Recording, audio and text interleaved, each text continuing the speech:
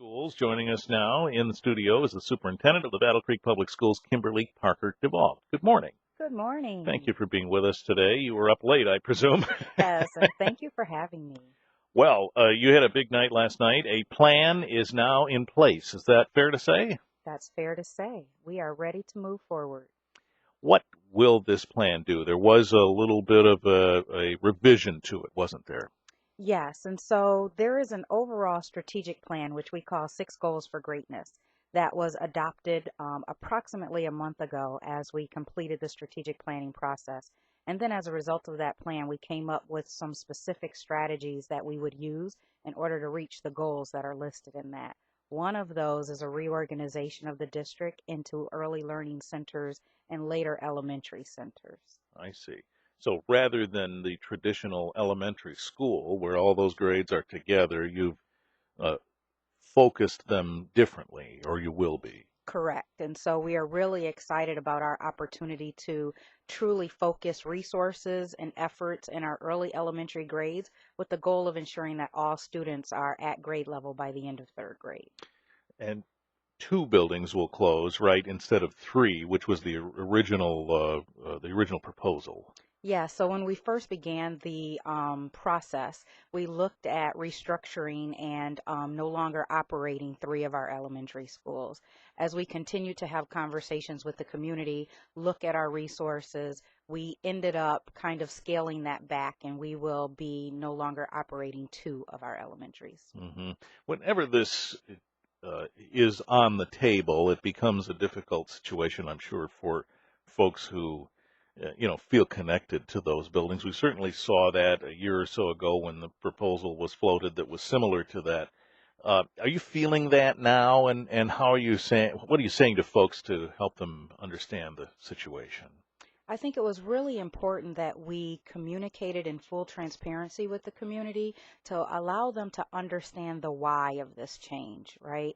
And last night was an emotional situation. It was an emotional experience for everyone involved, including myself.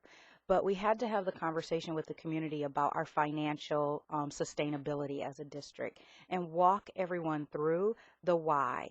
And it was really important to me to create a process that wasn't just about cutting funds and making reductions in our expenses, but more so, how do we do that in a way that would create opportunities for kids? And once we had that conversation, I think individuals understand and they support the change, but we will still have the emotion of losing some of the schools that are close to our hearts. Sure. And we'll talk a little bit more about that when we come right back on WBCK 8:30. With us today, Kimberly Parker-DeVauld, Superintendent of the Battle Creek Public Schools. Let's talk about early learning centers for a second. Is this an emerging idea or one that has been out there and that you've seen as an example when districts are trying to uh, zoom in and deal with a smaller population? Yeah, it's not a new idea. It's been around for a while. And there are several districts actually in this area that have that same configuration. And so, but we saw this as an opportunity to truly look at the achievement in those early grade levels. We have a lot of investment in this community in early grade reading achievement, and this allows us an opportunity to actually streamline that and really focus in. So how will that be different for students than how you're doing it now? So really, the biggest piece of this is it allows opportunities for teachers to collaborate more effectively and to engage in professional learning communities that are very pointed and focused on what they need to know about the early grades. It also allows us to really focus resources. So rather than spread them across several grades, we can intensively focus on those early grades and make sure that's where we stick a lot of our resources. Hmm. So when you're talking about early grades in one building and later elementary grades in another, does that help the students somehow focus differently? I think it does. And so it also provides them with an opportunity to really focus on like grade level peers. It helps us with the discipline practices that are very critical for that age group. Hmm. And then when you look at later elementary, it gives us an opportunity to what we call departmentalize. So teachers can focus on math and science, and another teacher can focus on reading and social studies and become experts in those areas and teach in those areas. Oh, interesting. Because, of course, when you and I were in school, we had one teacher and they covered all those subjects. Exactly. So Yeah. imagine the power of being able to specialize. hmm What about the later grades? Are there changes involved here with this plan in that area? Yes, and that's what I was just referring to, that with our fourth and fifth graders, we'll be able to really specialize on the content area expertise and use our teachers in a way that students get more of the content area instruction that they usually don't get when you're trying to teach all contents across all grades. hmm What about middle school, high school, those areas now? So right now we're in the middle of a middle school transformation plan that was begun last year, and we're seeing some exciting results from that. And what we've been able to do is double block. And what that means is extend the time that students who are having difficulty in math and reading receive some additional instruction. We've also implemented some specific instructional programs for middle schoolers who are behind. One of them is called Read 180, and we're seeing some significant improvements in students' reading abilities using that program.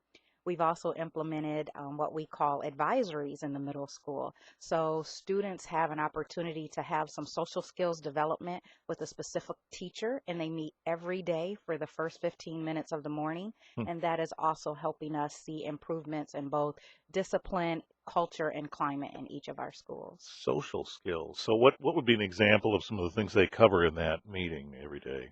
So those things are like anger management, how to deal with problems that are you're facing, how to respond respectfully and responsibly to peer conflict. So conflict management is a part of that. Restorative justice, how to solve your own problems. Those are the conversations that teachers are having with students. The so-called life skills, some of these, Yes. yeah. What about high school age now and the focus that you have there? And so with high school, the plan that we adopted last night was to expand our academies. We've had a lot of success with academies in the ninth grade. We'll create two additional academies in the fall, the Gold Academy and the Blue Academy. And that will allow us an opportunity to I guess, departmentalize our students and create connections and relationships with a specific group of teachers. So we're really excited about the opportunity to create academies where we are really looking at individual students and monitoring their progress as they make their way through high school. So this sounds like similar to the elementary school idea, but at the high school level, where you're zeroing in on a smaller group. Yes, I think the greatest thing from all of the plans that we're implementing is more individualized attention for children so that every child gets what they need. We're really focused on implementing a district that is focused on equity. All right, and when we come back in a minute, we'll talk about what this means for the bottom line. That's on the way in just a minute. 8:20. WBCK, Kimberly Parker-DeVauld is here, Battle Creek Public Schools Superintendent. And as we discussed before we went on the air, you are the superintendent now, in case you missed that. No more interim, right? That is correct. Thank you. All right. So what does this do for the bottom line? The concerns, of course, around this plan is that you've got a budget to worry about, enrollment to worry about, and so on. What does this do for your bottom line now? So thank you for asking that. One of the impetus for change was that we are facing a $1.2 million shortfall at the end of this year. And so we needed to do something that would also save us some funds. And this change will probably create about an $850,000 savings. So we understand that there are additional reductions that will need to occur, but we're trying to keep those as far away from the classroom as possible. Yeah. So how are you going to do that? So as we look at our enrollment, we're going to have to think about whether or not our staffing is in line with our current ratios for student enrollment. And as we gain an understanding of how many families will be returning to the district, we'll make some staffing decisions. Mm-hmm. These are tough decisions. Very tough decisions. The good news, however, is that just in this transition, we're looking at about a reduction of 10 staff positions, teaching positions, and we expect that those will be absorbed through attrition and retirement. I see. So hoping that we can minimize layoffs for our staff. Right. So the question then becomes the enrollment issue. So there is a potential situation that enrollment could still decline, right? Yes, and we've seen a gradual decrease in our enrollment every year over Yeah. the last few years. But we're hoping that with all of the challenges that Battle Creek has faced, we have a huge opportunity to create something new here. And we're asking that our families join us for a few open houses that we will have this spring to show families that what we're creating is something that's going to be bigger and better for their kids. Mm-hmm. All right. And have you set those dates yet? We have not, but we will Okay. definitely make sure that they are publicized both on our website and our Facebook page. Now that we have approved this plan, we're going to make sure we're doing everything possible to communicate with families on a regular basis. Mm-hmm. All right. So this has to still be a concern, the issue of enrollment declines, and Battle Creek is not the only district that's dealt with those kinds of situations. Are there innovations out there that are being discussed for districts like Battle Creek that you're aware of that might help stop this? Well, I think it's on us as a district to create programs and opportunities where the families that reside within our district want to return.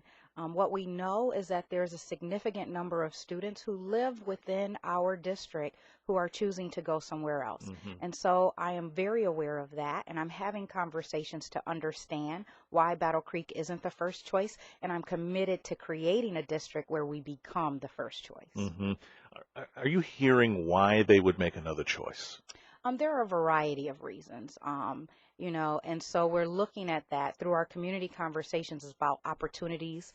It's about making sure that their kids feel as though their needs are being met within our schools. And so all of the things that we're doing through this restructuring are done so that we can address those concerns. Mm-hmm. When the idea of closing buildings came up several months ago, the feel seemed different. The feel seemed as though there was more resistance than there is now. Is that fair to say? In terms of the resistance, the field being from last year or just from this year? Well, if comparing the two situations, I mean, we're still talking about closing two buildings. When the idea of closing buildings came up some time ago, it seemed as though there was more of a resistance factor then than there seems to be now. Are you still feeling the resistance a bit to it, or would you say folks are in a place where they understand it better now? I think this year was much different. I think it was because people really understand where we are and that they see a plan, that this wasn't done as just closing schools, but this was more about creating opportunities while we make some choices about reducing our expenses. Hmm. So you feel that this year the difference is there's a more clearly articulated step-by-step process you're going to take. Yes, and what I also think mattered is having those conversations and allowing individuals to give their input, to ask questions, and to seek clarification around the why. Okay. So these buildings will close at the end of the school year then, yes? At the end of the school year, they will no longer operate as K-5 elementaries. We are looking at opportunities to repurpose them and to use them in a different way because, of course, we don't want to have vacant buildings just sitting. And Hmm. so we are using every strategy we know to try to repurpose and reuse those. Hmm. So the notion is that you won't put them on the market then, try to We sell them. we will for some Okay. of them, absolutely. And so we'll work with the city. We'll work with any individuals that have some ideas about how we can do that. Okay. Well, come back anytime when you'd like to give a progress report. Thank you. All Thanks right. again for having me. Battle Creek Public Schools Superintendent Kimberly Parker-DeVauld, 8:20.